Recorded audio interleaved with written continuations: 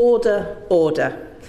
Can I welcome our witnesses to our first evidence session that we are holding as the Home Affairs Select Committee on our inquiry into the funding of services tackling violence against women and girls. As well as members of our own committee, we have guests from the Community and Local Government Select Committee, Florence Eshalomi, and also from the Justice Committee, Sarah Russell, because clearly what we're looking at does go beyond just pure Home Office. It might be Home Office lead in many areas, but actually services are delivered by local authorities. There's always a justice angle, and it's really important that all of these committees are there. Now, we're not looking at the policies at this point.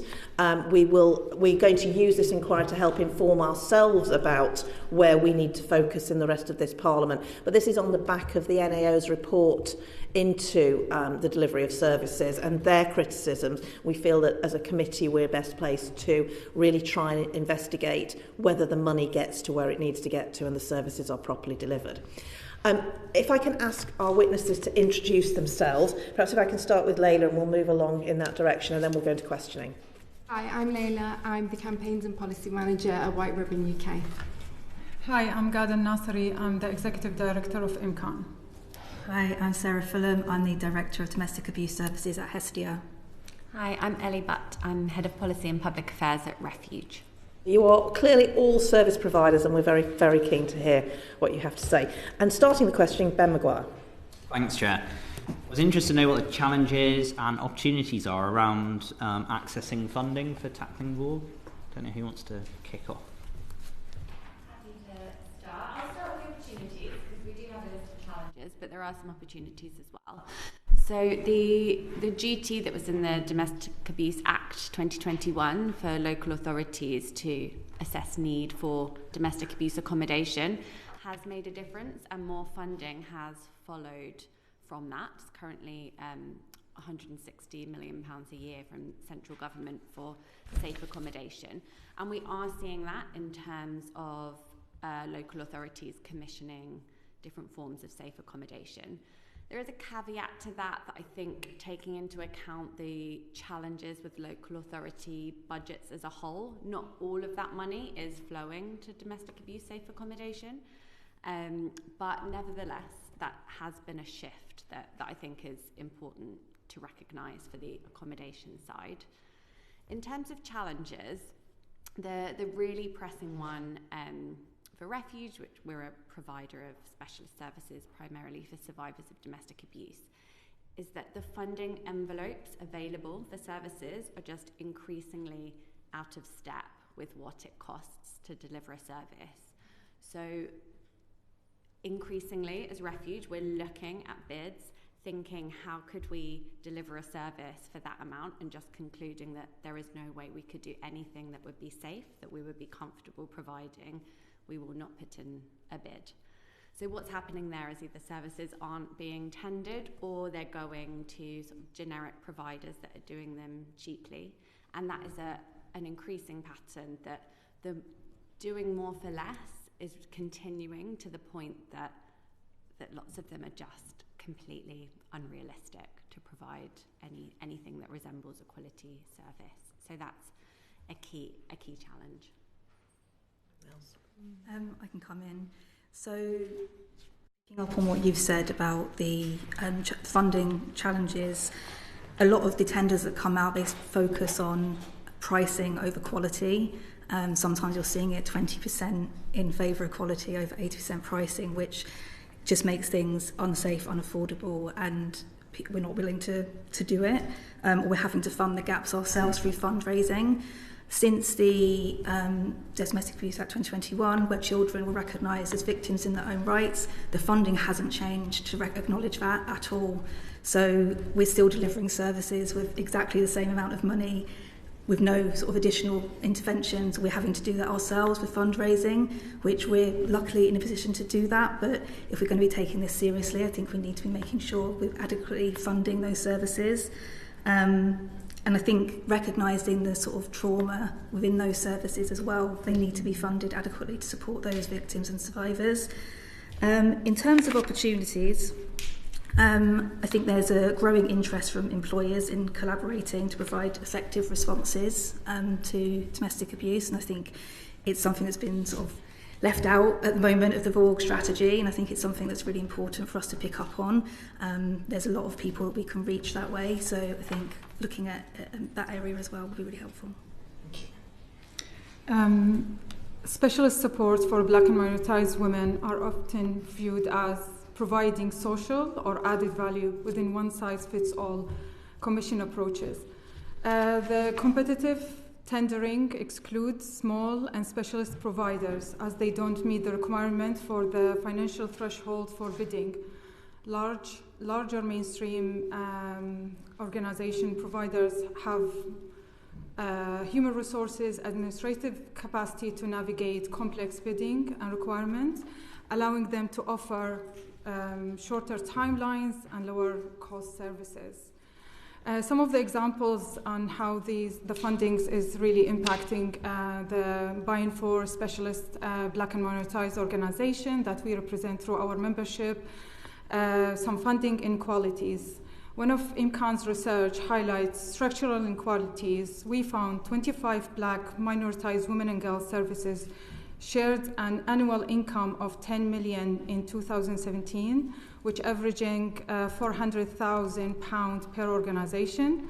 By contrast, 10 generic women's services shared an income of £25 million, averaging 2.5 million per organization. So these inequalities are also found in research by the Domestic Abuse Commissioner, who found that buying for services were 6 times less likely to access statutory funding. We estimate that means only 8% of local authorities' fund is accessible buying for organization. So we also need to look into the way that local authority are conducting their local need assessment in relation and how they address different forms of violence against women and girls, and consider the protective characteristics as these processes are not leading to more equitable provision. To access statutory funding by small buying for organizations are often have little choice, and they are forced into unequal partnership with larger providers, with little control over referral, resources, allocation, local strategic influence. We found that white-led organizations retain up to 70% of the overall funding in some partnership, resulting in eliminating of the buying for specialism. In terms of opportunities, definitely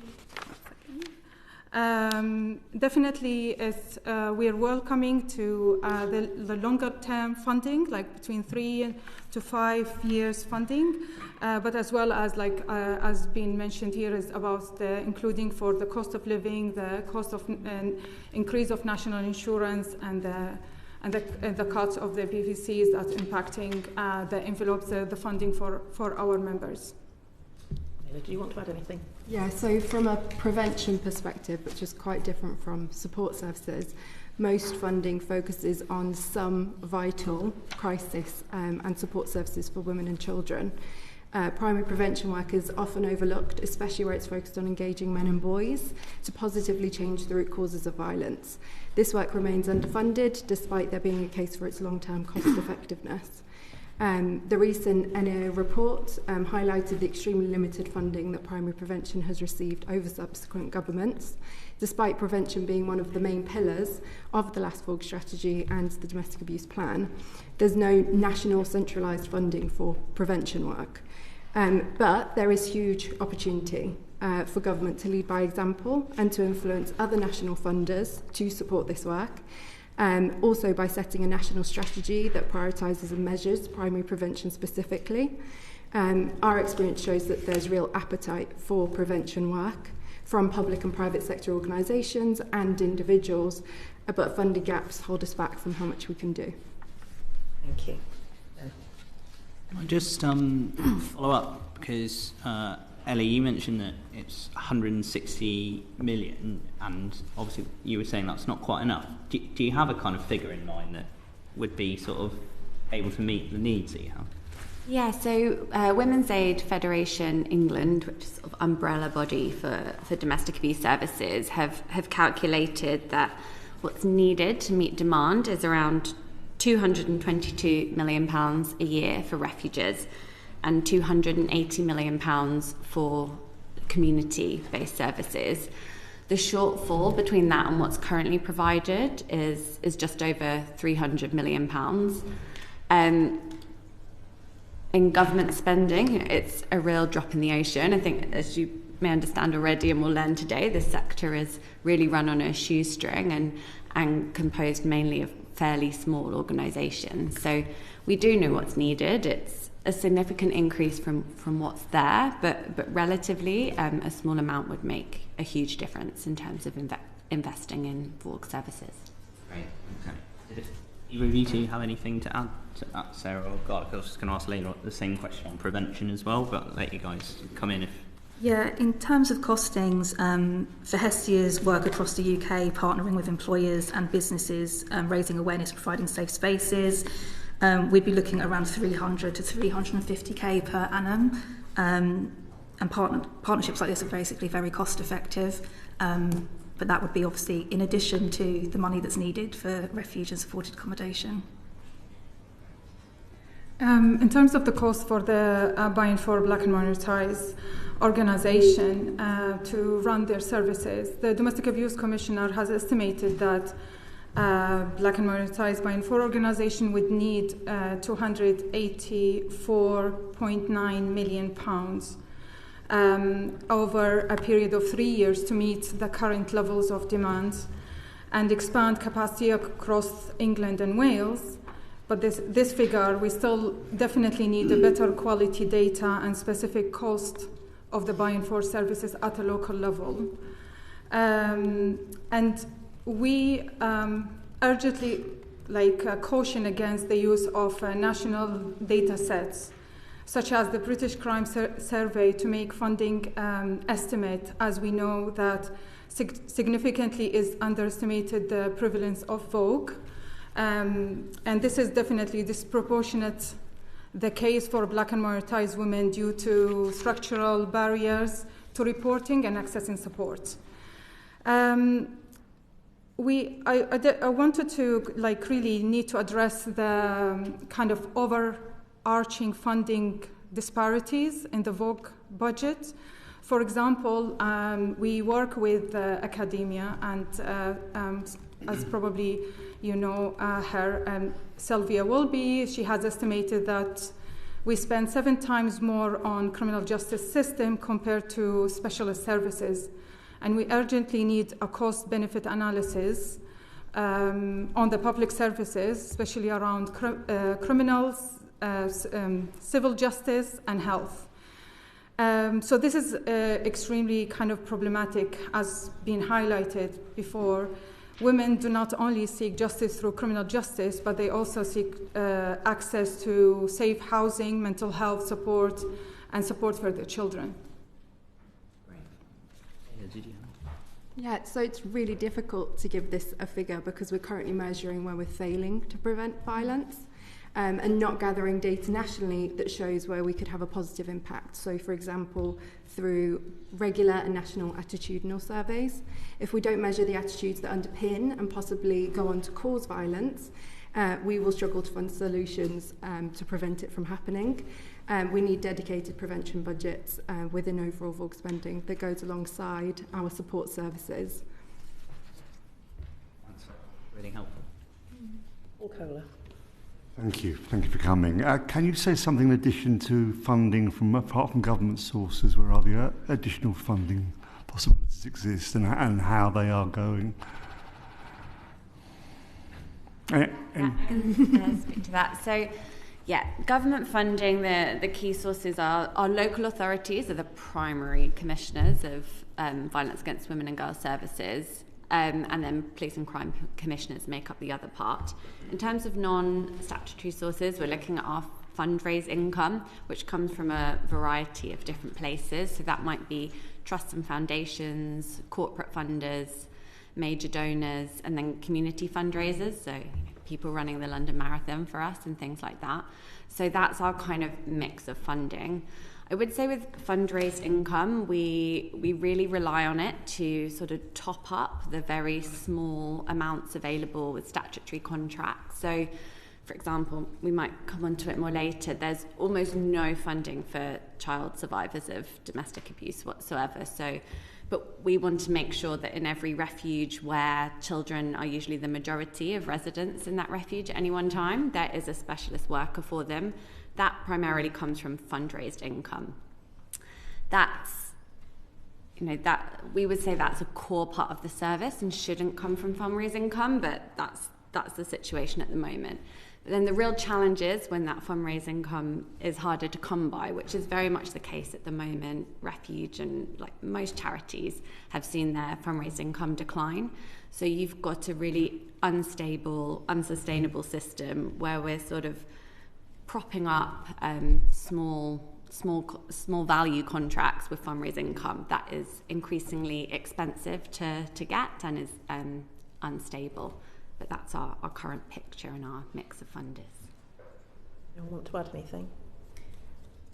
So with the MOPAC funding, which tends to be a lot shorter term, which allows us, it's usually quite innovative work, you can usually put things forward, which is great, but due to the short nature of the funding, often a year at a time, it makes it very difficult to recruit and retain staff and to really fully develop and deliver a service. So this is something that's quite challenging. Often we won't find out until, sometimes literally weeks before the end of the contract is due.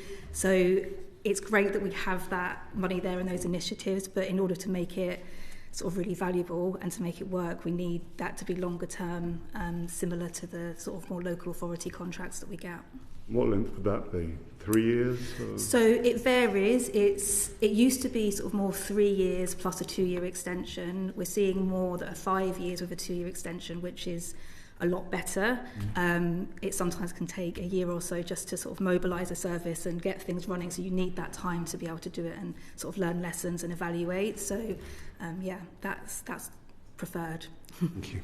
Coming on to questions about evaluation now, actually. So if I bring Chris Murray in, and then perhaps if Leyla and Ghadah, if you've got anything you want to add as well, then after Chris's question. Thank you very much. Thank you very much for coming, and thank you for the amazing work that you do. Actually, Leyla, your point there, your final point, is what I was wanting to focus on, which is how we measure the effectiveness of projects and measure the outcomes of what you do. So you know that the government has got this ambition to have violence against women and girls, which is a great ambition, but it's quite a broad and hard to define and hard to measure. So I wanted to ask you about that. I've kind of got 3 sub-questions which I'll give you all, and you can choose whether to answer one or all of them. First of all is what's it like engaging with central government and measuring outcomes on violence against women and girls and your relations with central government funding? Central government relationships. And then secondly, for funding on service delivery, how do you measure that? What's the data that you need? And then thirdly is, what's the capacity to measure the outcomes? Are we able to do it, and does it distract? Is it, how bedded in to your operations is that? Open to you all. Yeah. I think in terms of the work with the Black and minoritized women who experience violence, one of the biggest challenge is most national and statutory data really fail to disaggregate the protective characteristics such as race, ethnicity, and immigration status, which is really, and also the overlapping forms of violence against women and girls, or how the systems themselves reproduce harm and disproportionate impact experienced by certain communities. For example, systematic racism influences how Vogue is reported, investigated, and addressed. With Imkaan and Center for Women Justice, we reviewed over 40 cases of domestic violence related to death and suicide. We found that women had been failed by the police, whether that was disbelieving their account of abuse, accepting the perpetrator's narrative, and not understanding the specific risk facing Black and minoritized women. So there's are also some forms of violence like FGM and forced marriage are not well reflected in the national surveys and Home Office data. This type of data is more likely to be available from the specialist organization that we represent. National data doesn't include those living outside of residential properties, for example, who are homeless, living in hostels with families and friends. So Black and minoritized communities are 3 to 5 times more likely to form part of the hidden homeless population. We have estimated, in terms of collecting data and evidence around the impact of violence against women and girls, 90% of Imkaan's members don't have a dedicated monitoring and evaluation staff. Their way of, they depend completely on Imkaan on doing data collection and co-produce research, which for us even were very hard to get to access funding. For example, it took Imkaan 7 years to access funding to carry out in-depth research on sexual violence to address the gaps in knowledge. So without these types of research as well, our members are unable to expand or develop their services or access funding. So this is one of the issues. Thank you. So go next. So I'll start with the measurements and then go on to where we get our funding from to answer your question. Traditional measurement focuses majorly on criminal justice data, which only represents what's reported and recorded, and often the usage of support services, which are vital, but this is a measure, again, of our failure to prevent violence because violence has already occurred at this point. Through ONS crime data and surveys, which are focused on crime that's been committed, as well as numbers of people accessing services, but work that seeks to prevent violence and crime is not nationally measured in the same way at all. And how can we prevent violence? We can't prevent violence. Violence can't be measured, by the number of victims and survivors that exist, nor by the number of perpetrators that have been caught. What we should be measuring is through attitude surveys that tell us the true prevalence of attitudes that underpin violence against women and girls. That's of men's attitudes, but also we need to get more everyday data about women's everyday experiences of violence against women and girls, and that's all women. We need research to develop our understanding of what best practice looks like in prevention. Our own forthcoming research with the Centre for Protecting Women Online should help add to this, especially as there's a lot of impact reporting included on it from organisations from across the sector delivering the prevention work. And cross-departmental working also in government has been highlighted in the NAO report. And that has said it's not happening, and it's one of the main reasons there's a lack of understanding of what works in prevention. And we need that data to know what works in prevention, because we have to be able to say what work we need to do to challenge that information. In terms of where our funding comes from at White Ribbon, we rely on public and private sector work that we're doing heavily. That is through our support programs that we offer to workplaces. We've got over 400 organisations that are partnered with us through our accreditation programme or a supporter organisation programme who are looking for this support. We also, there's some fundraising, I wouldn't say a lot actually, fundraising, but the majority of it is done by families who have lost loved ones, and it shouldn't be up to them to be funding this work. And also we rely on a number of projects that we're running. Again, you've got to balance how much the project costs to how much you're actually making from it, but in terms of running valuable projects. So for example, we've got a project currently on with the Premier League that's showing really great results so far. So, yeah. Come on to how we measure our services and evaluate them. So at Refuge we do collect a lot of data. So for example, there will be intake and exit measurements conducted. Some of those are consistent across all of the survivors that we support. So is the abuse you're experiencing ceased? What are you feeling safe? Are you frightened? But also, when a survivor comes into any of our services, we will work with her about what she's trying to achieve. Is it criminal justice? Does she want some non-molestation orders in place? Are there child custody issues? Often it's all of the above, but she will tell us what she needs, and at the end we will measure the extent to which we've done that or not. So that's how we measure our own services. However, on top of that, there are then the measurements and the data that the funders require of us, and that varies enormously. So for some contracts, there might be 5 key performance indicators, and we report against those. For others, there could be 40, and they're always different. So actually, a huge amount of time and resource in this very underfunded sector is taken up trying to report against hundreds across our services of different KPIs and indicators. So I think that is a real area where we could drive improvements and efficiencies by creating standard metrics and outcomes and encouraging different commissioners and funders to use them. In terms of evaluation, I agree with my colleagues, it's quite limited within this sector for a number of reasons, mainly because the funding is so restricted, but also the contract lengths are often so short. We're starting to see a few more, kind of 3-5 years, but 1 and 2 years is still really, really common. When you're trying to set up and then re-tender and plan if you need to close a service over a period of a year or 2 on a really small budget, evaluation is just sadly, rarely something we can do. For some projects, we can apply for funding and get some additional funding for our services to be evaluated.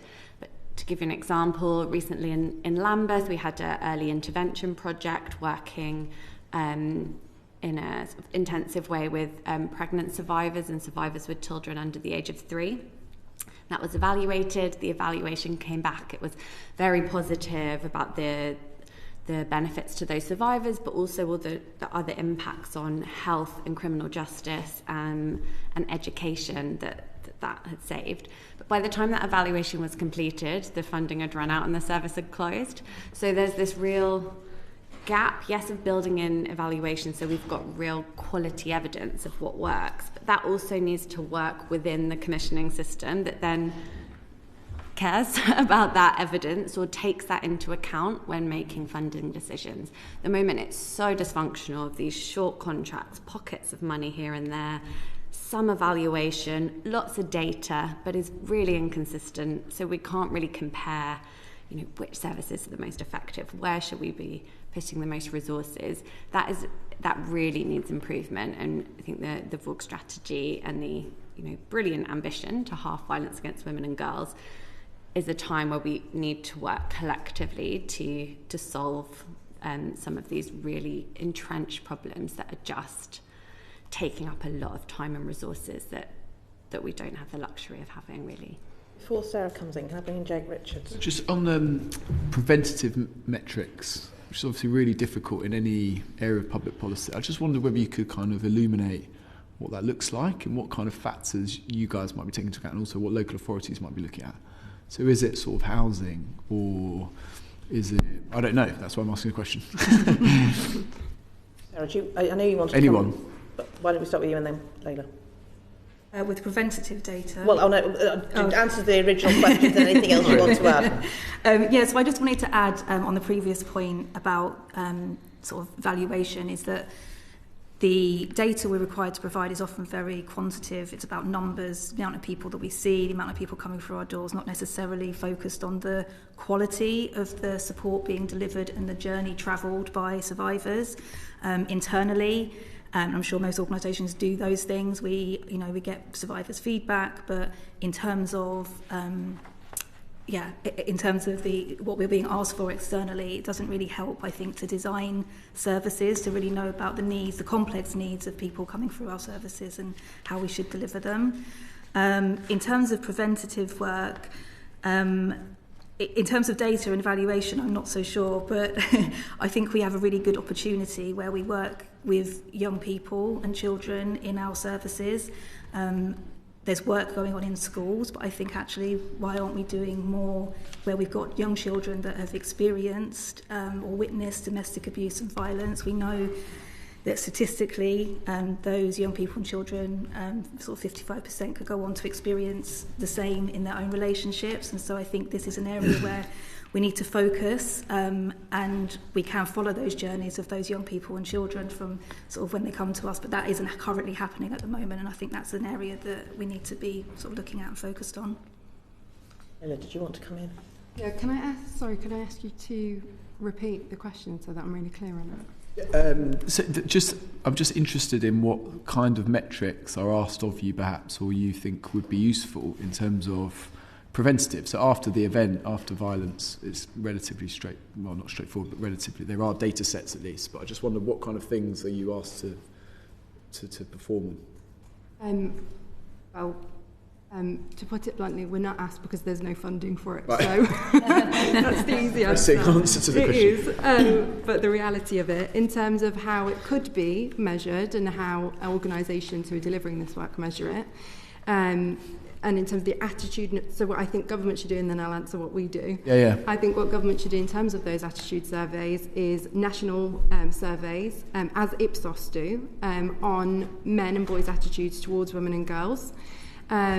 Finding out what they think about women and girls' experiences, how they feel towards women and girls as well, to really get that root cause analysis there about the stuff that really causes this, stuff around gender inequality, rigid gender norms, all that kind of stuff. On the flip side, we also need all women and girls' everyday lives and experiences to be caught that is missed by the crime data, because all the work that we do in prevention has to be informed by all women and girls' experiences, otherwise we're missing the point and we're not going to stop it from happening. It's going to keep happening. In terms of how we do it, as an organisation, one of the things that we offer is accreditation for organisations.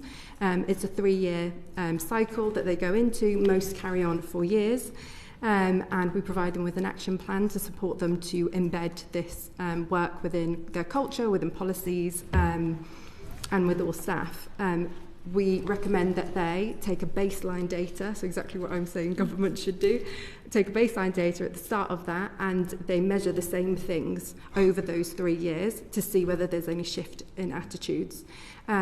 Organisations are doing this. There is evidence for this work. There's evidence in other pieces of work that other organisations are also delivering. And the report that we're putting together that should be published in September is also going to evidence this. Alnasseri. Thank you, Chair.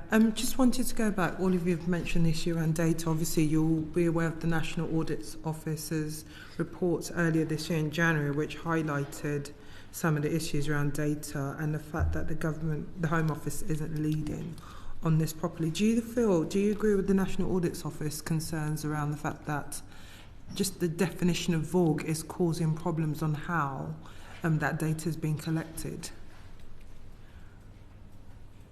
The simple answer is yes. I think that we have several data sets, none of which are perfect, and if we're going to set out to halve something, we do need to be able to define it.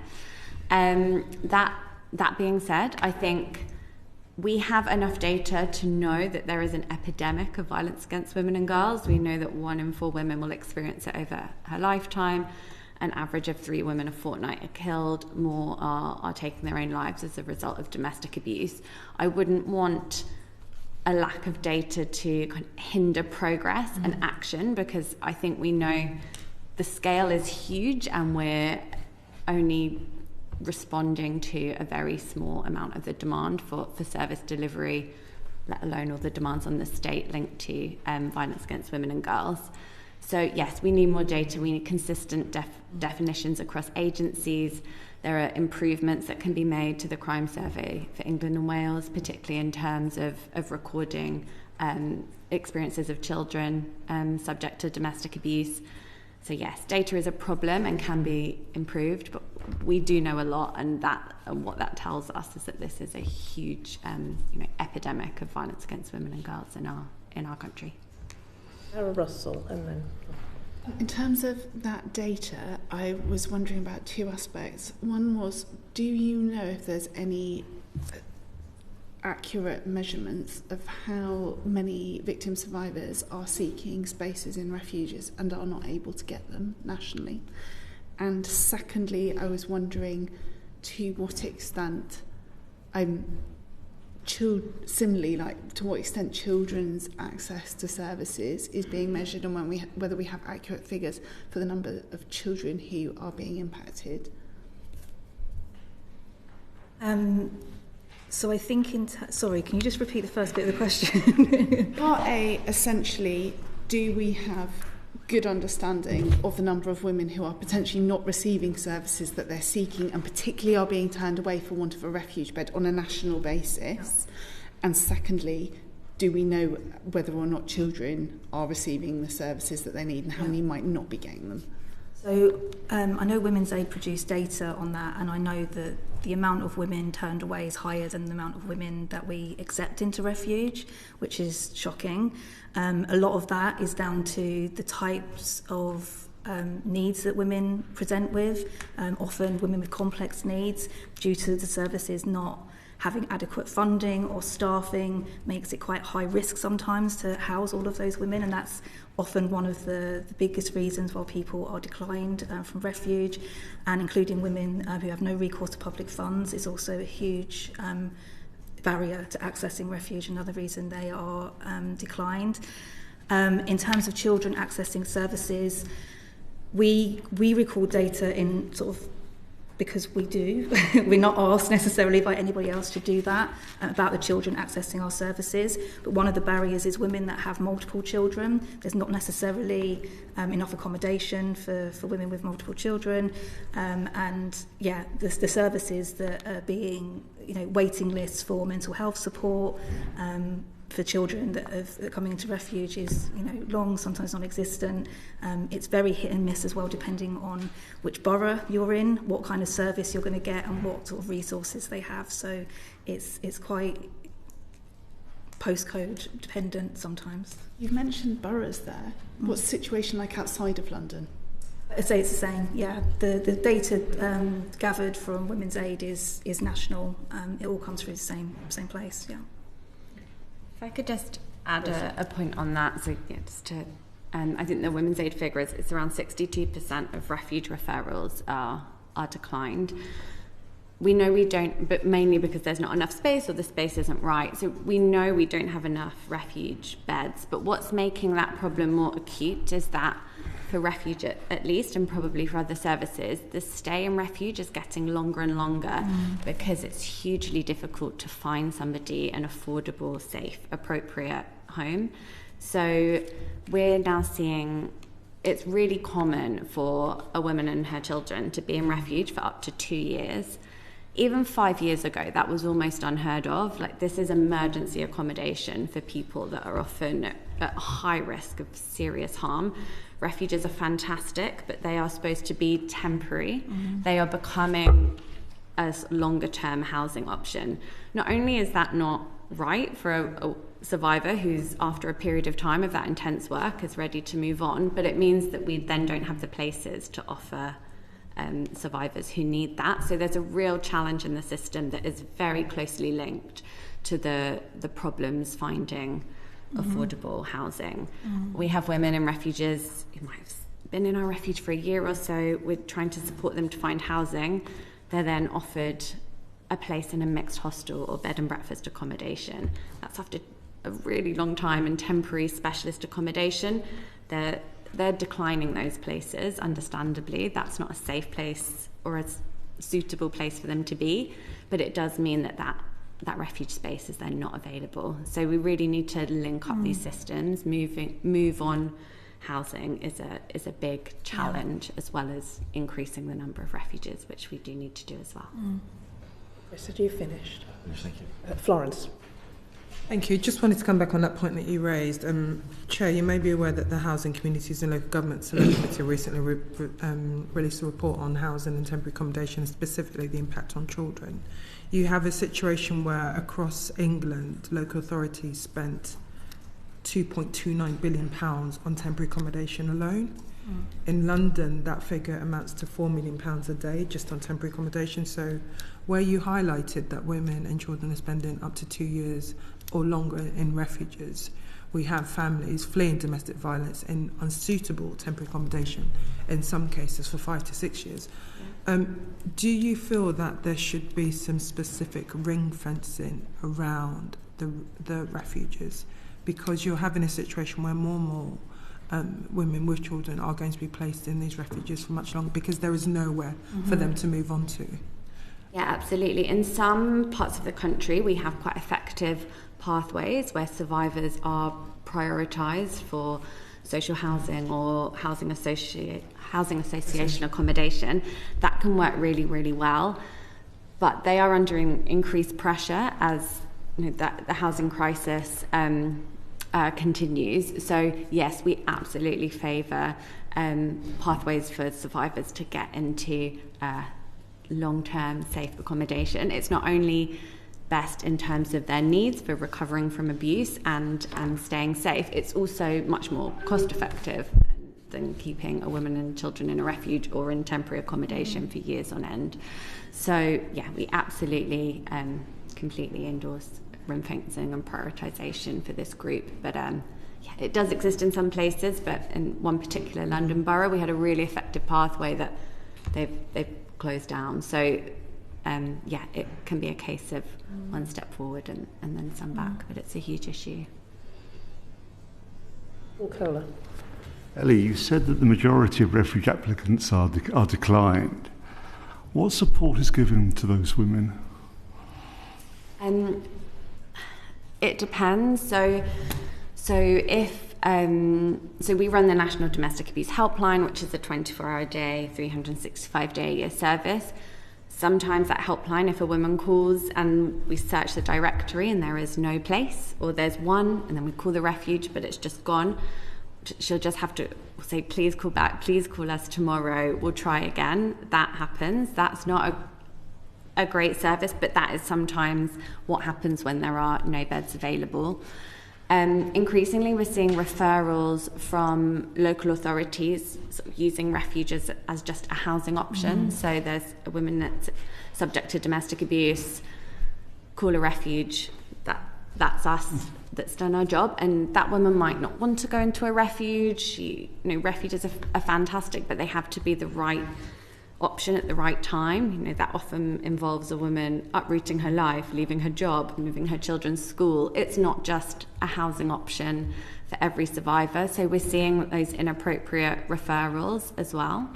And sometimes we simply won't know. If we have one refuge space that comes up and 5 referrals, it's usually the kind of first person whose needs fit that space that will get them.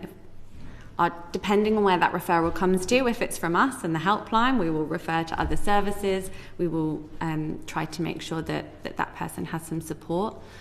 But we won't always know. If that comes from a local authority and the woman doesn't want a refuge or doesn't want to move into the area where that space is available, sadly we won't always know what happens or what support that she gets.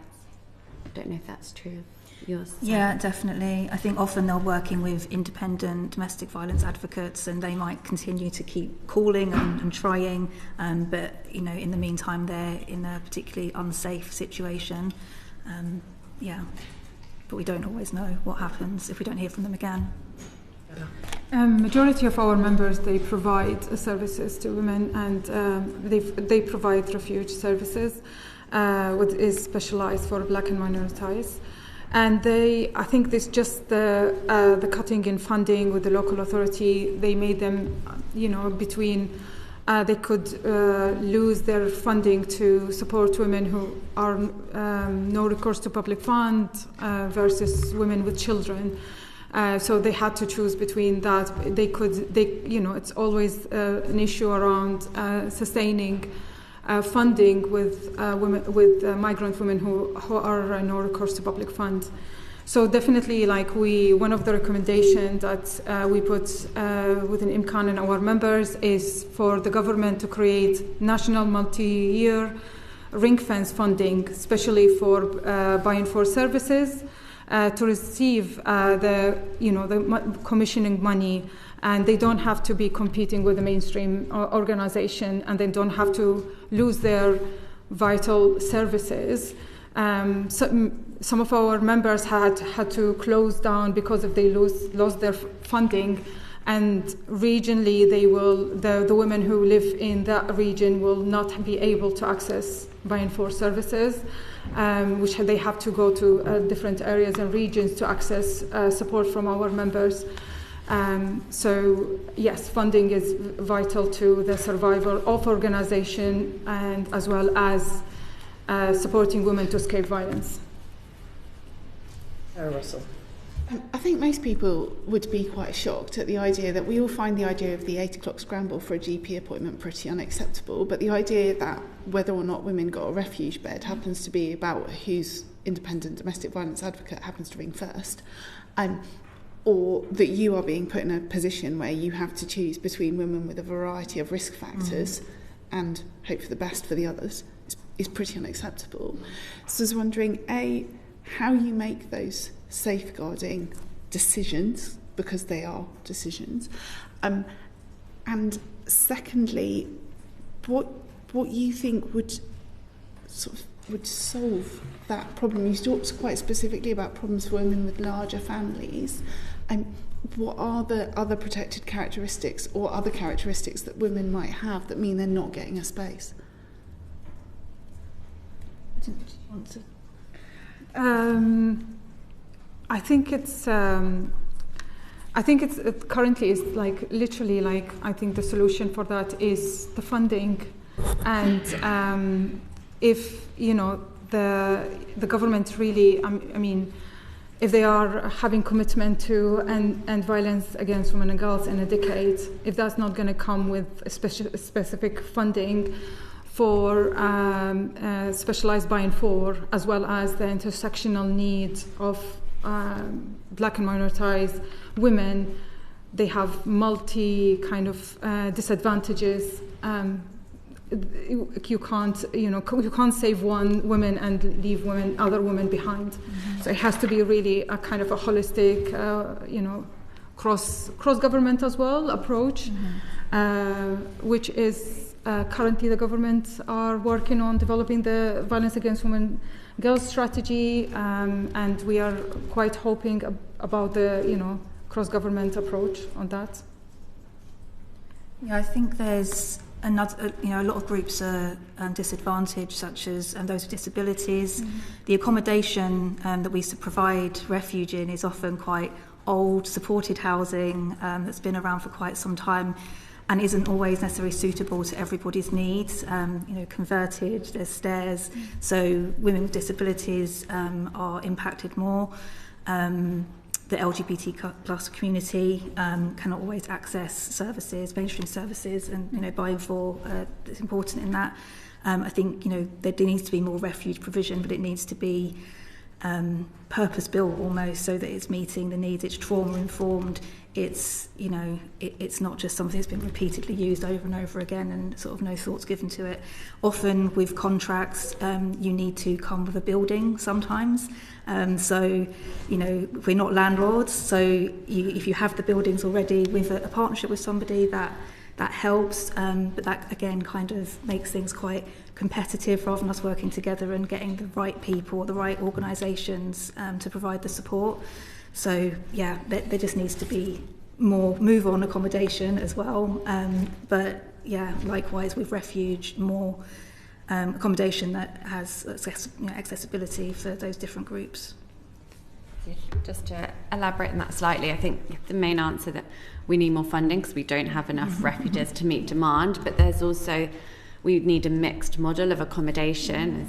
As Sarah said, the refuges are quite often older buildings, what we call communal refuges, where everyone has their own bedroom, shared facilities. What we've been trying to do at Refuge in recent years is to create more what we call dispersed accommodation, which is self-contained flats or houses, but with some facilities for accessing support. In Warwickshire, we've been doing a lot of that, and the point I made at the beginning that there was this sort of injection of funding from MHCLG around domestic abuse safe accommodation. In some areas, that's really led to quite innovative work, and we've been able to really do lots of work to obtain the right buildings so that we can offer refuge accommodation to a wider variety of survivors. Another issue is women with older sons who often, most refuges will have an age limit for boys in their services. They can find it really hard to find a place. So dispersed accommodation means that we can meet the needs of a much wider group. Yeah, in some areas there seems to have been that funding and willingness to say what works, how can we solve this problem, how can we create more accommodation. Whereas in others we've still seen budgets just shrink and shrink and shrink. So there is an issue of where that money's going and whether it's being spent on specialist accommodation that we need to get a grip of as well. How's the other way round? So what's happening to protect women who it's more appropriate for them to stay in the home and to remove the perpetrator? How effectively is that working? So community-based services are hugely important, and at Refuge we track all kind of commissioning opportunities of violence against women and girls services, and we have seen an increase in the accommodation services in recent years and a bit of a drop-off in community-based services, and we really need both because, as you say, those services can work with women where they are. That might be if they're safe in their home and they want to stay there, then the services need to come to them. They might be in other forms of accommodation that aren't refuges, but services could come there. I think as there is a real danger there as we see things like the cut to the victim services budget from the Ministry of Justice, and those services we are concerned about that we're going to start to see reduced budgets or possible decommissioning. They're not a statutory requirement, so we're looking carefully at as more local authorities declare effective bankruptcy and really pull back the services they're providing. We're worried about those type of services. Yeah, they're extremely important and often not as well understood because they're not, a building like a refuge is. But yeah, until fairly recently, I would say the commissioning of those was a little bit more stable. Not perfect, still short contracts, but we are seeing that start to chip away. Ellie Ribeiro-Addy. Thank you, Chair, and thank you to all of you for being here today. Given that the government's target to halve violence against women and girls in a decade, given that is their target, what impact do prevention services have over the longer term? And actually, I want to ask Leyla that question. Thank you. We aren't going to have violence against women and girls in 10 or even 20 years without serious investment in prevention. Without prevention, we're managing the fallout of violence and not stopping it from happening in the first place. The primary prevention method tackles the root causes of violence against women and girls, specifically harmful and rigid gender norms that negatively impact men, women, girls and boys. The National Audit Office itself reported showed that without serious investment in prevention, the government won't meet its own target.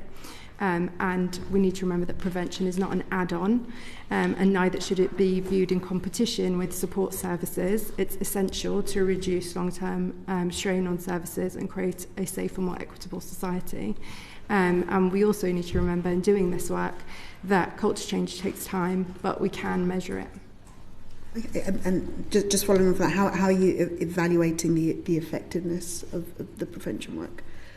So again, it's a little bit siloed between organisations because there's no, we're not measuring attitudes, so it's very difficult to measure. And once it gets to the crime space, it's already happened, so we're not measuring prevention at that point. How we measure it, again, as an organisation, is through the organisations that we work with. So we've got over 400 partnerships with organisations at White Ribbon, for example. They do baseline surveys, it's tracked that way, but they also have action plans. So they have set action plans that span over 3 years, and we track it through that. So that works at 4 levels, one of them being their senior leadership, another one being their internal staff, another one being the work that they do in communities. There are a lot of local authorities that are White Ribbon accredited, and they are tracking this data, they are tracking this work, and they are seeing those shifts happen, whether that is in attitudes, whether it's increase in reporting with staff, whether it's an increase in reporting in their local areas. In terms of attitude shifts and how they see that happen, it's challenging things. It's a little bit more anecdotal in some ways. So it's how men are challenging sexist comments. It's the policies that they put into place.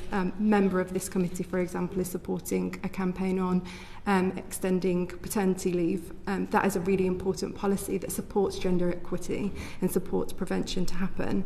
Does that answer your question? Yeah. So is it a lack of data?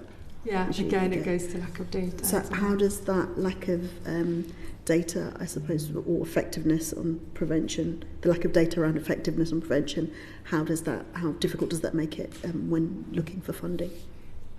Really difficult because funders want security in what they're giving their money to.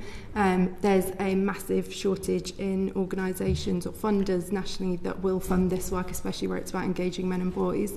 I've heard stories from the sector, from other organisations, where they have gone for some funding. They've said they're going to be working with men and boys within their prevention piece, and the funder says, well, the government should be funding that, it's in their strategy, but the government isn't funding this work. White Ribbon, for example, we've only ever received one very small piece of funding from government in our 20 years as an organisation.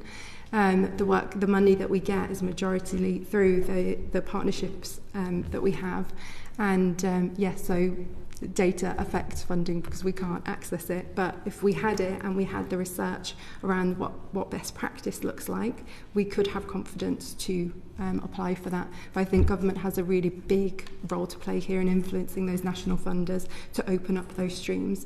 There's, to go back to your evaluation piece again, there's fantastic pieces of work happening across the UK by different organisations that are evaluating this work.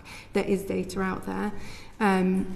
One anecdotal piece I could share with you now is through our project with the Premier League. It's a pilot project at the moment, but it's about fan-to-fan peer behaviour change.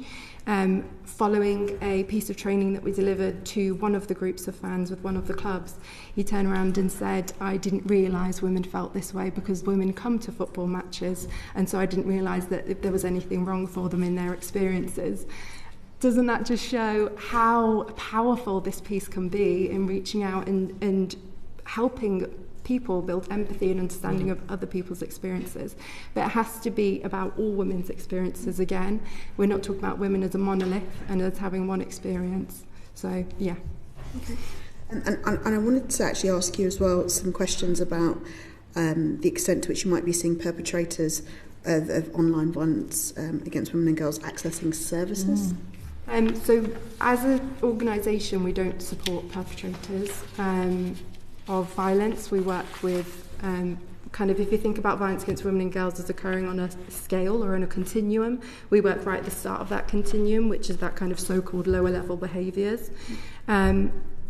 Thinking more widely about violence against women and girls, online and tech-facilitated violence.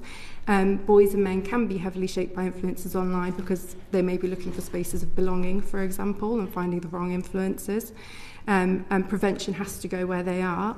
Prevention in digital terms has to look like and include media literacy. And I mean this for children and adults because we often forget the adults in this.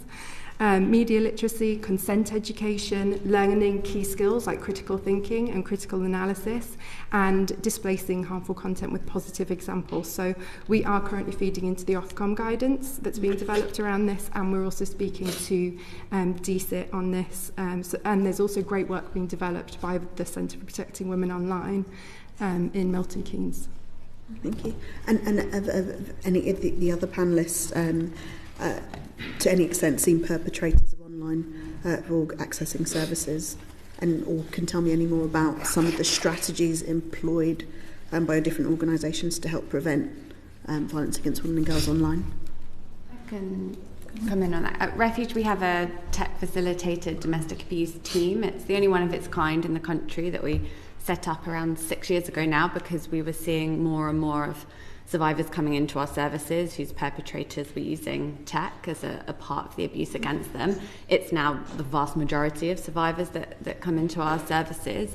And I think, like others, we're really concerned about this sort of rise in online misogyny and the sort of radicalisation of young men that we're seeing. And in terms of prevention, I think we have some of the answers. So to pick up on that Ofcom violence against women and girls guidance that's being consulted on at the moment, Refuge, along with some other organisations, campaigned really hard to get that guidance in there. We wanted a legally enforceable code of practice, and what we got in the end was guidance. But within that guidance is a huge range of interventions that tech companies can take to help prevent, not just respond to, the violence and abuse that's perpetrated on their platforms. Things like the incentives to create content, how that misogynistic content is shared, how it's taken down, how it's pushed through algorithms. The guidance is actually quite impressive in terms of what can be done in prevention and response. The problem with it is that it is guidance, and we have very little confidence that there will be much take-up of that work. So we really want to see in the violence against women and girls strategy a much greater focus on prevention, and that is about attitudinal change that colleagues have spoken about, but it's also really about, well, how do we get tech companies to play their role in prevention? Because these platforms don't just, they're not just these sort of neutral platforms. The creation of this content and the spread of it is encouraged, and it's part of the profit-making model. So one step the government could do in their VOG strategy, which would really make a difference in terms of prevention, is make this an enforceable code of practice. There's a really kind of concrete step there that could be taken. That's really, really important if we're not going to be kind of having this same conversation in 10 years' time. How can we prevent some of the abuse that's taking place online? We know how to do some of that. We've got to enforce it. Thank you. Sarah, did you want to? Yeah, I just wanted to add, I think the role that employers and businesses take in this prevention work as well. I think obviously there's a lot that needs to happen with children, young people, and I think that's vital. But I think there are millions of people in the workplace. We know sort of 1 in 5 people are probably going to experience domestic abuse in the workplace, and we need to be able to change those sort of cultures about how to challenge people appropriately, making sure domestic abuse policies are in place in the workplace, which many organisations don't have, including around sexual harassment. So there's a number, there's some kind of easy wins, I feel, by really sort of working with businesses and employers and getting the, raising awareness. Thank you. And Ghadah, I wanted to ask you some questions about buy-in for services. I suppose firstly, why is it important to have these services as opposed to generic services? Okay, thank you so much for your question, Bill. So Black and minoritized victim survivors of VOG have all the time emphasize on the importance of having a specialist organization, because the specialist organization, they offer kind of understanding, safety and long-term support that statutory services often fail to provide. Black and minoritized women report higher levels of psychological safety, trust connected to several factors, including being shielded from re-traumatizing effects of not being understood, victim blaming, feeling invisible, and having to explain themselves repeatedly to mainstream organization and statutory bodies because of racism, misogyny, and systematic discrimination.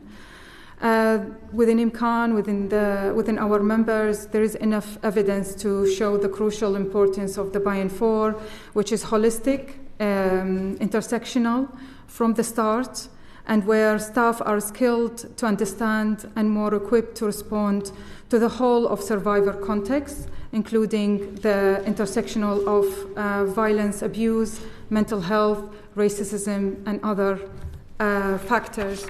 Some statistics, more than 85% of Black and minoritized women prefer to receive support from Black and minoritized VOC services, and 99% state that such services made them feel safer, protected, which has reinforced the value of the buy-in for.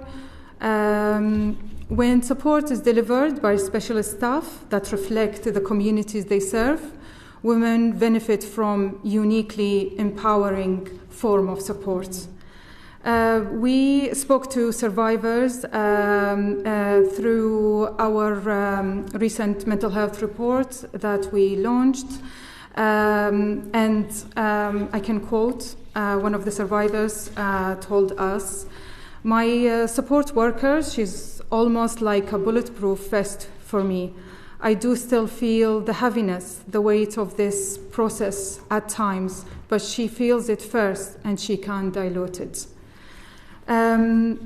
So beyond the service delivery, Black feminist organizations have contributed significantly to policy and legal progress on violence against women and girls, to creating social and legal change in law and policy to challenge exclusion, racism, misogyny within system structures. We would not have access to safe housing for migrant women who lack legal protection, or enhanced civil protection for women who are subjected to forced marriage, or improve safeguarding with MARACs without the expertise and contribution of the buy-in for sector. And can I ask about the challenges that the buy-in for services have in terms of accessing the funding that they need? I think probably I mentioned it earlier. Buy-in for sector have definitely to be applying for funding at the same level with mainstream organization. As an Imkaan, we try to provide solution. So we started to re-grant our members. So we collaborated with the different funders to fund Imkaan, and we will be the kind of grant funding for our members to overcome the limitation of accessing funding, as well as the capacity of staffing. So we will be funding them to do their work and making sure it's all on trust base. And so there's the collaborative bids. Yes. Yeah. And what factors make them work quite well? Probably I mentioned trust-based and recognizing experts and specialist services. The funding will go directly to women to escape violence and being out from the streets. So these are quite concrete evidence that the funding is reaching to the right people with a shorter time and less bureaucracy. Thank you. Thank you, Chair. Thank you. Paul Kohler. Thank you. I want to ask some specific questions about those victims missing from the data, but before I do, I want to ask a more basic question, something that Florence referenced earlier. To get a handle on the data, one's first got to have a definition. Why isn't there an agreed definition of VOG? It's a good question. Following the Domestic Abuse Act, we have a statutory definition of domestic abuse. I would think it's quite likely that most of our organisations define violence against women and girls in the same way. We just see across different statutory agencies that there can be different definitions used at different times. I don't think there's a logical explanation as to why. Perhaps the different types of violence against women and girls have been focused on at different times, and definitions have followed. Domestic abuse and sexual violence are, I suppose, the most commonly understood.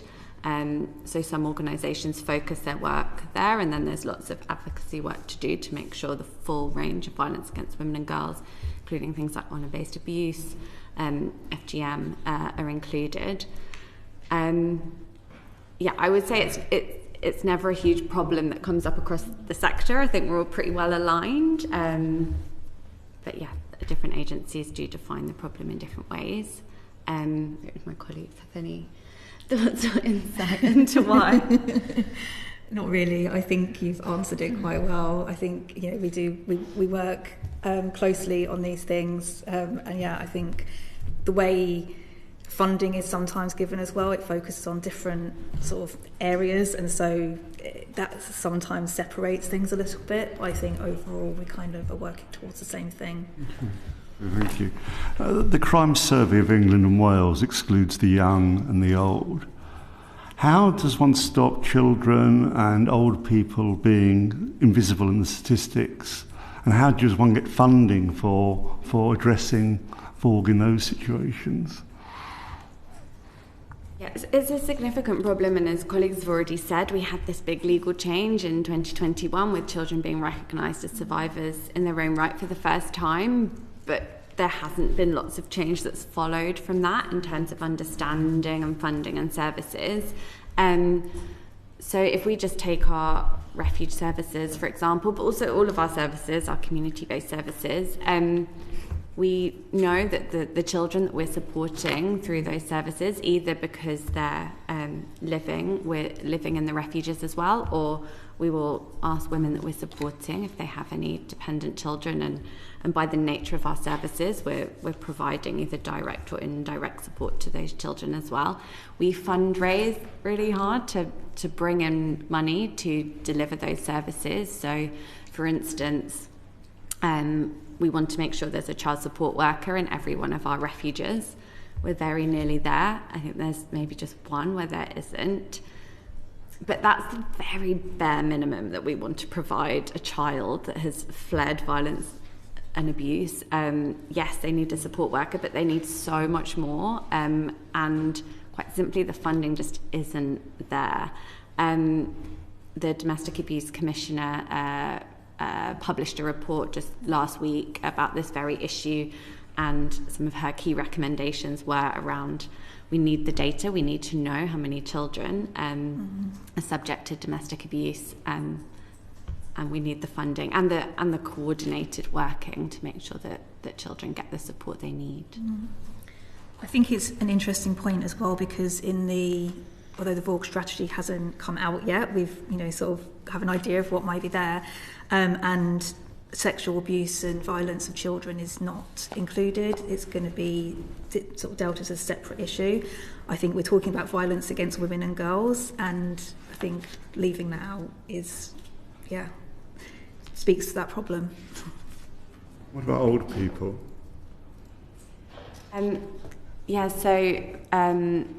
Just today we're meeting with colleagues that work at Hourglass, which is a specialist charity that supports older survivors of domestic abuse. Again, we don't have an age limit at Refuge. We support survivors regardless of age, and we'll signpost to those specialist organisations where that's where a survivor wants, but I don't think it's sort of defendable or sustainable to have an age cap of the Crime Survey for England and Wales.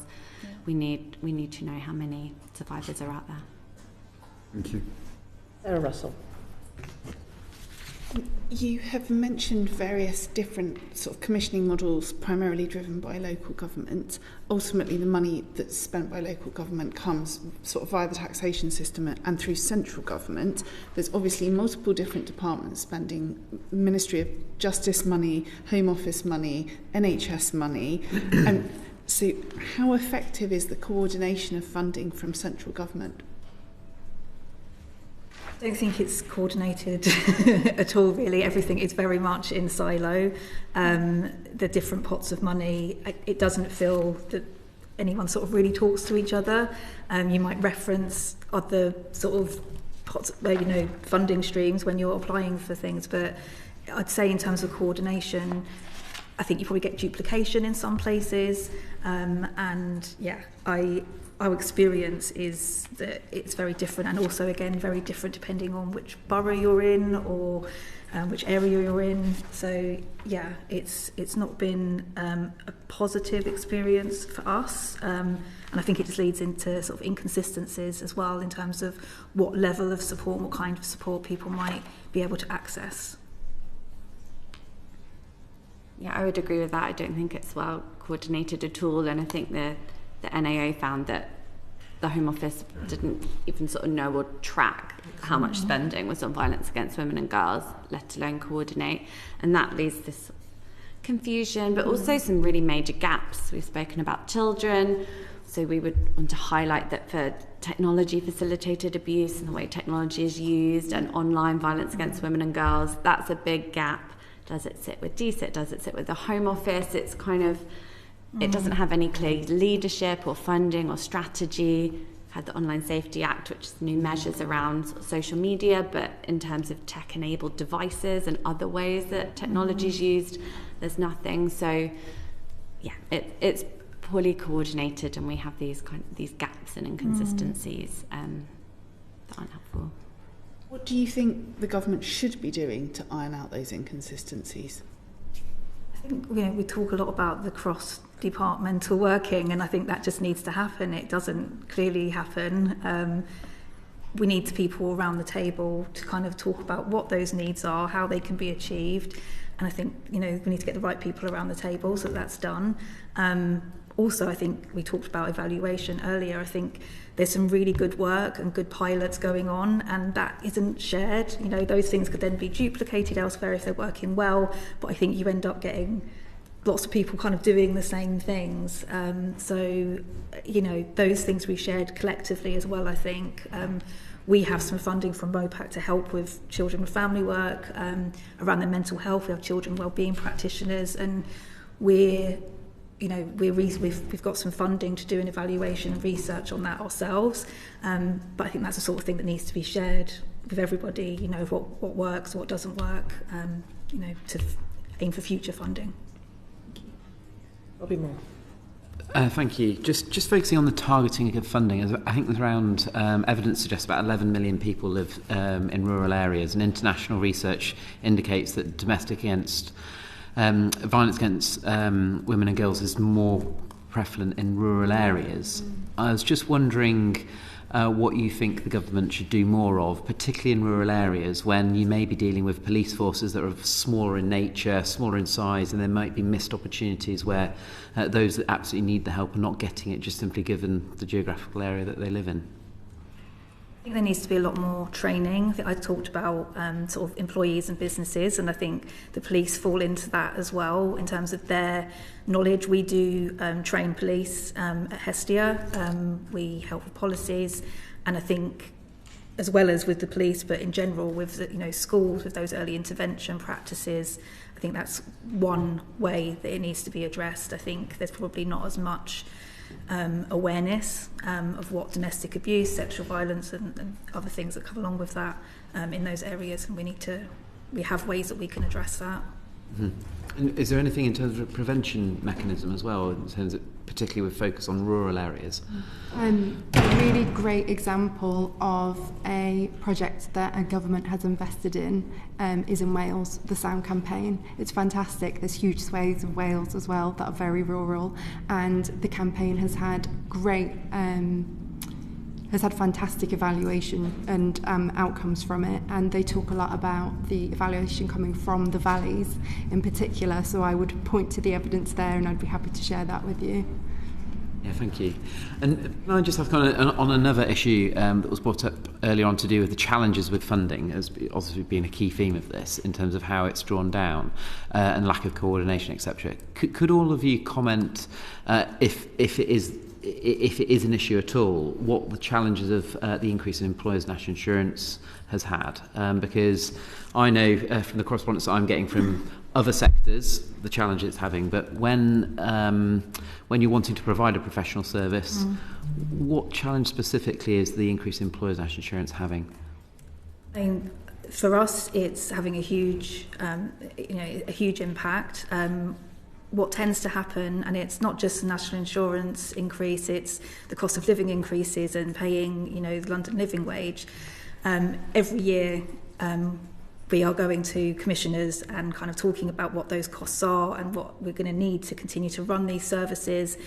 And often we're told we need to sort of restructure within the financial envelope that we've already been given. This obviously reduces the service that we are delivering, and as you mentioned earlier, the sort of less, more for less comes up. But you get to a point where you can't restructure safely. That's not appropriate, and services will close, or we have to have those difficult conversations with commissioners that we can't deliver a service like this.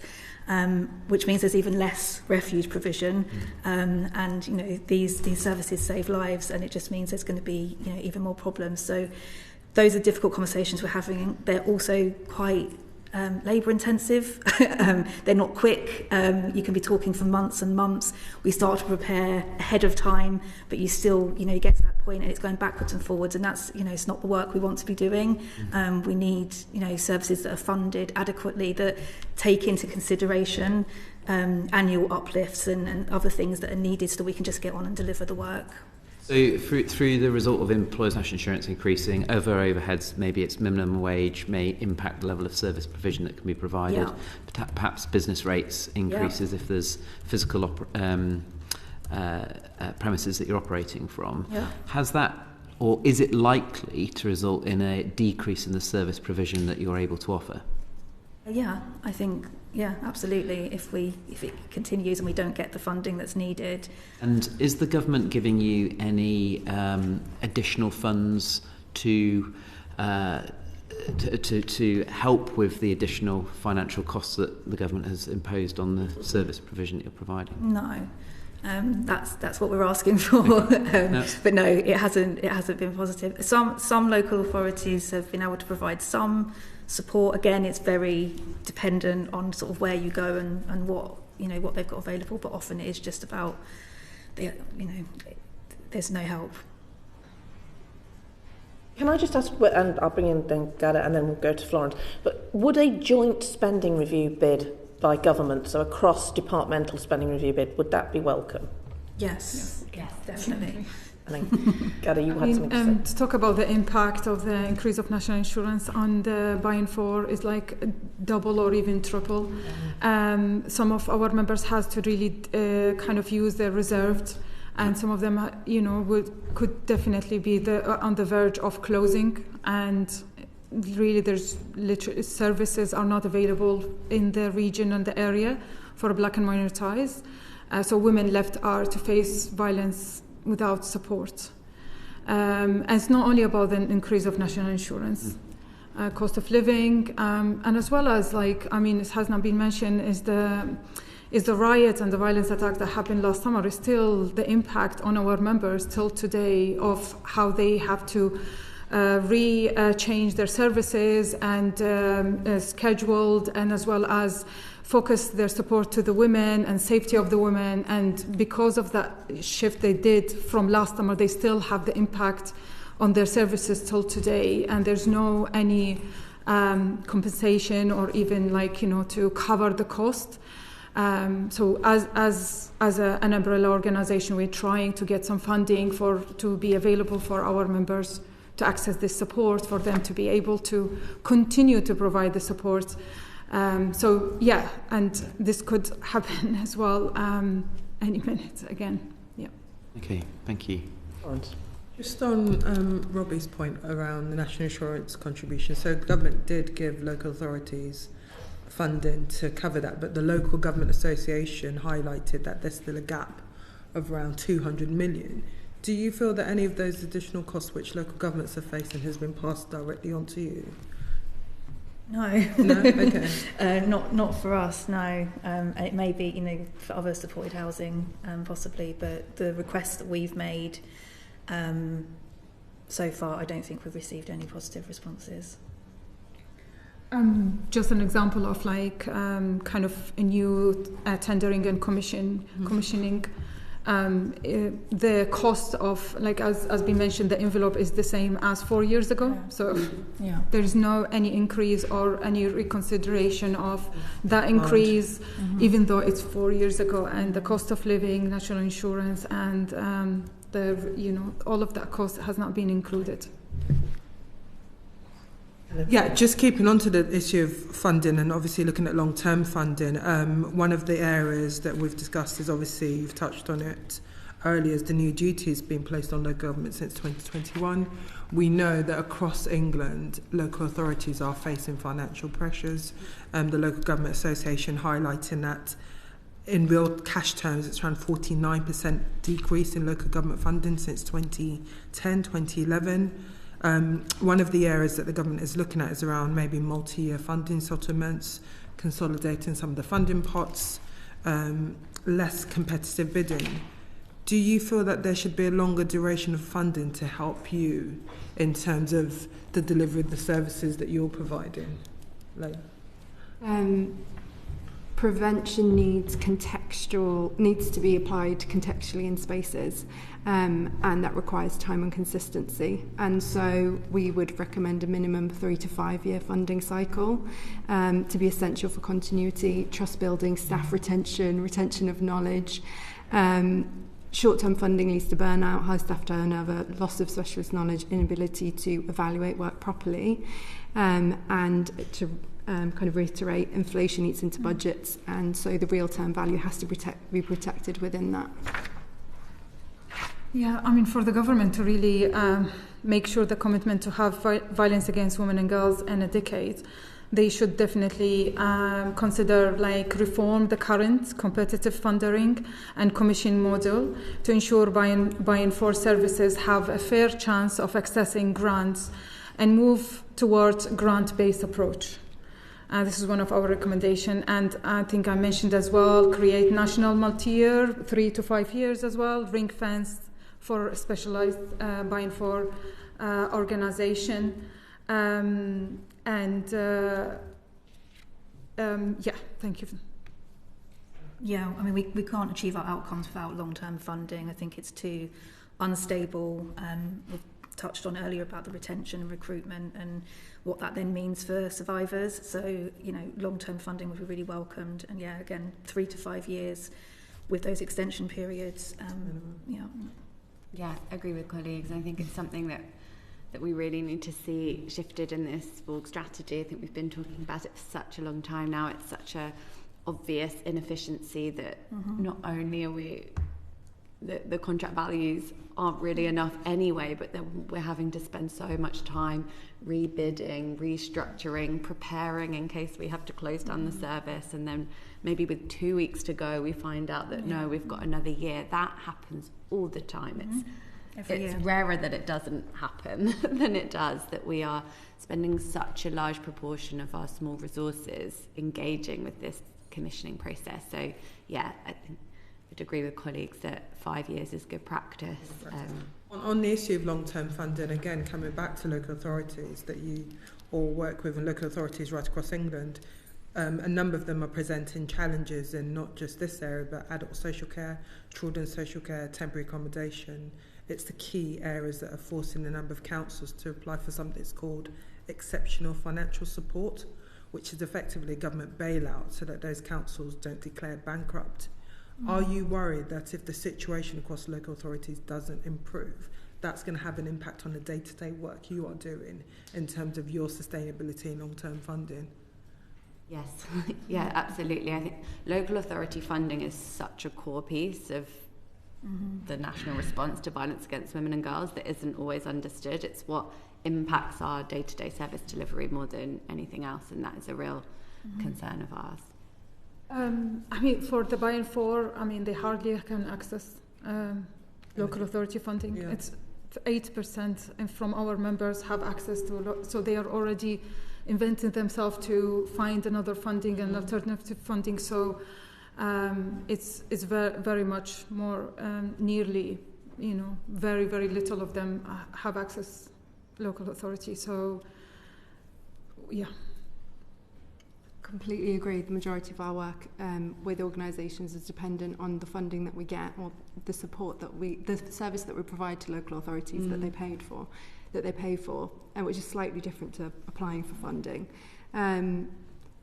But there was a report done by the West Midlands OPCC a few years ago, I believe it was 2021, that was around the guilty knowledge that we have, that local authorities have in preventing these issues from escalating. I think we really need to start thinking about that in terms of this issue. What do we know that we're not doing, and that is prevention, to stop this escalation, to stop the crisis point from happening, because that's what we've been living in for so many years. Sarah Russell, and I'll come back to you, Florence. My experience of two different local authorities is that the recontracting process appears to be extremely problematic. What is your perception of the solution to that problem? And I'm interested in, A, whether or not you think competitive commissioning is actually the right model fundamentally, or if there might be a better one available. But secondly, what role do you think central government should take, and how directional should central government be about that specific recommissioning piece? Because I've seen quite a lot of practice where decisions appear to be being made, and it's exactly the piece you've referred to, but I've seen it across the Northwest. Decisions are being made incredibly last minute, by which point staff have been put through a redundancy consultation process. It's been completely needless, as you say. It's a total waste of internal resource and time. It's distressing staff.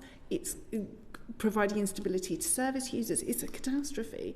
So is the model fundamentally wrong? And if it's not fundamentally wrong, what role would central government have in it? Or should central government step back? What would sort this bit out? Who wants to come on? I think we do need a mixed model. I wouldn't say that we should never have to competitively tend for services, but we shouldn't have to do it all the time on these short-term contracts. I don't think it delivers the best service or value for money. We need a move towards grant making in some places. Competitive tendering might be right for the larger, longer term services. It's a real difficulty to get the balance right between local flexibility to meet the needs of their populations and the real inconsistency we have at the moment, where some local authorities do seem to find semi-reasonable budgets for these services, and others don't commission anything whatsoever. So I think we need we have a lot of guidance, and the guidance on paper isn't that bad, but it's the oversight of that guidance. I think in places we do need central government to take greater control and dictate, particularly in the cases of refuges, that they're a national network and survivors move to be safe. That means that some local authorities say, well, they're not local services for local women, so that falls to the bottom of the pile. Everyone does that. We don't have any refuges. So we would like to see much stronger central government involvement in those services in particular. I think it's challenging and something that we need to continue to work together between central, local and services to find the best balance, but the one we have particularly at the moment does not work. I'm hopeful that the spending review, I think the message of longer contracts is starting to be heard, but I think it would be a huge missed opportunity if the VOG strategy didn't really try and bring everyone together to make some change there. I think February this year, something like we didn't know if a third of our services were still going to be commissioned the next month in March. It was this huge cliff edge of funding. The system had completely stopped working. Same for Hestia. just didn't know. And it's really difficult to recruit and retain staff in this sector as it is. The wages are not where they should be. It's work that all of our colleagues are passionate about and love, but it's hard, and it's demanding, it's traumatizing, and we're asking people to do that with no job security on wages that are increasingly barely above the minimum wage, and it's just not working. So we desperately need to offer a better deal for the expert frontline teams that we have that want to keep doing this work. Just finally for me, Chair, Ghadah, you mentioned it in terms of obviously the difficulties specialist BME groups are facing, and you touched on, you still want a mixture in that long-term funding, including areas of competitive tendering and bids. Are you not worried that some organisations would have a full-time member of staff and their sole job is just to apply for funding because it's so demanding, whereas smaller specialist groups do not have that at their disposal? And do you think that if one of the areas being suggested around local government reform funding is around removing some of the ring fencing, do you feel that there would still be preventative funding in this key area if the ring fencing was removed? And can I add to that, because it links to a question I had, which was, how much do you think how much is the value that is currently being invested by your organisation in reapplying for funding or applying for funding in the first place, which could be spent on frontline services? I don't have an exact figure, but I'm happy to go back and write to because I think we have done that work because it is disproportionate. And to answer your question, we're really worried about ring fences. We know the domestic abuse safe accommodation money that we were talking about is now in the local government settlement. We're quite concerned about if that money will be spent on safe accommodation and also the ability to kind of track it. But we completely recognise that at Refuge we are one of the larger organisations in the sector, and we completely endorse calls for there to be ring-fenced grant funding for smaller by and for organisations. They are vital. I think the system needs reform as a whole. It still doesn't make sense for even these larger organisations to spend as much time and energy on competitive commissioning as we're forced to do, which does also create this competition and where we can collaborate much more. But we absolutely need grant funding and protection, particularly for the smaller organisations that are absolutely vital. Anything to add? Just probably to answer a question, I mean, I don't have the exact figure, but an example of how Imkaan has kind of overcame some of the challenges and supported our members. We did, during the pandemic, we had a program or a grant making, and we kind of distributed over 1 million in grant for 58 organizations through the tampon tax. And through the services, our members sustained and, survived, and their vital services reached to the women. So that's an example how we overcoming the funding challenges that our members cannot, access. That's it for me, Chair. Thank you. And we go on to the final set of questions, which are on how should government prioritise violence against women and girls services, and Robbie Moore is going to lead on that. Thank you, Chair. And there's been many issues that have been discussed, and I think this is almost summing up some of the key themes that have come through. So, what criteria, and I think this has been slightly touched on a little bit throughout, but what criteria should the government be using to prioritise funding for the services that you're providing in an ideal world? Maybe, who wants to... Ellie, do you want to go first? Or do you want to... So, whilst we've spoken today about the fact that data and evaluation and monitoring could be better, there also is a lot that exists. We know that specialist violence against women and girls services are effective for survivors, and it's what survivors want. That's not just us saying that because that's who we work for. The Domestic Abuse Commissioner's research looking into different service models evidences that that's what survivors want. We have good social return on investment data showing that for every £1 spent on specialist for org services, £9 of saving is reaped. So in terms of funding and prioritisation, I think we do really have an opportunity to fund this sector properly so that survivors can access the services they need. As I mentioned at the beginning of the meeting, we think that's around a £302 million shortfall at present. Significant, but not huge, not impossible sums that would really make a huge difference in terms of preventing violence against women and girls. Can I just interrupt, sorry, and ask, is that annual shortfall? Yes. Yes, thank you. Yes, yeah.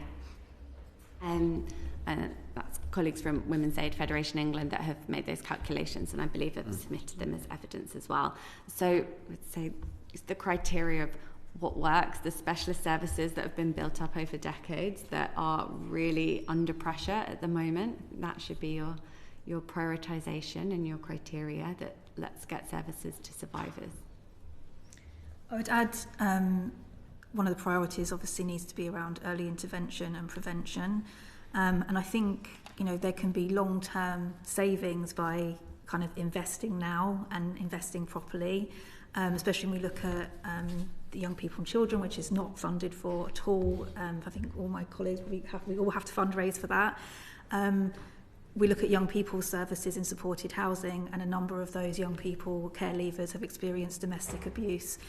We've got an opportunity to act early and kind of prevent those future access points into supported housing, which could then go on to adult services. So I think in terms of criteria, looking at the crisis services for Refuge are always going to be sort of a high demand and need to be funded adequately if they be recognised as trauma-informed services. The early intervention work is needed as well. Okay, thank you. Anything in addition to what? Yeah, just really to maybe not more about the cost-benefit analysis from the buy-in for. We like within Imkaan, we did this analysis and we found out every £1 in grant income to specialist buy-in for organisation like our members reinvest £4 into their local economy, reducing the overall cost of VOG to public services. So there is a reduction in the cost for public services through our specialists. Okay, work. Thank you. From prevention. So prioritise primary prevention. And I would say that the underlying thing in order to do that, going back to talking about definitions, there's no national definition for primary prevention. We need one. If we're going to fund this and if we're going to ask regions to fund this, we have to have an understanding of what that is. Lack of understanding is highlighted within the Safer Streets funding guidance. It's really horribly depressing when you read that guidance with its understanding of what prevention actually works. The other thing I would say in terms of priorities is fund work that involves men and boys. We have to work with men and boys. We have to work with the underpinning culture and the root causes of this issue. We keep talking about violence against women and girls, but this is men's violence against women and girls. Thirdly, I would say we need to support the proven models around what works, but we also need to allow space for innovation within prevention. And that could look like not just service provision, not just working directly with individuals. There's other ways of doing this. There's funding campaigns for awareness raising that genuinely change people's behaviour. And there is also cross-sector working, which is proving to be really positive and really significant in this work. Maybe this is an unfair question to ask you, but I'll ask everyone, but is there an appropriate ratio, appropriate balance between the funding for prevention and funding for other services beyond prevention? But we cannot do that. We cannot create a competition between prevention and support services. This goes hand in hand. It's not an either or question. It's two sides of the same coin. But if we ever want to get upstream from what the crisis issues that these guys and their organisations are dealing with every single day, we have to start looking at prevention. Okay, perfect. I think within Imkaan, the services that our members are providing is prevention, because they're preventing women from being undertaken or more violence and being more worse in her, so that's how we see prevention is the provision of services is preventing women from escalating into a worse situation. And just to talk more about prevention in terms of schools, just one point around equality and diversity and inclusion. It is regarded as add-on and not as part of safeguarding practice, which is for black and minoritized women and children is an issue around hypersexualization and adultification, which can impact disproportionately for black and minoritized women, and this needs to be addressed in school to prevent that. Can I add something to that? I think we're seeing a real mixed understanding of what prevention means from government, current and subsequent. There is a prevention of reoffending after harm has already happened, and then there's primary prevention, which is a long-term strategy to prevent violence from ever happening in the first place. So that is before harm has ever happened. So I just wanted to say that is really important in this. Essential if you're going to halve the figures. Yeah. Thank you. Can I thank you very much for this marathon evidence session? But it's been incredibly informative, and if there's anything that occurs to you in your way home that you think that we haven't covered, please do feed it in. Likewise, if we come up with anything, I hope you won't mind if we come back to your organisations with further questions. But thank you again for coming and helping us in this incredibly important piece of work. And with that, I conclude the session. Order, order.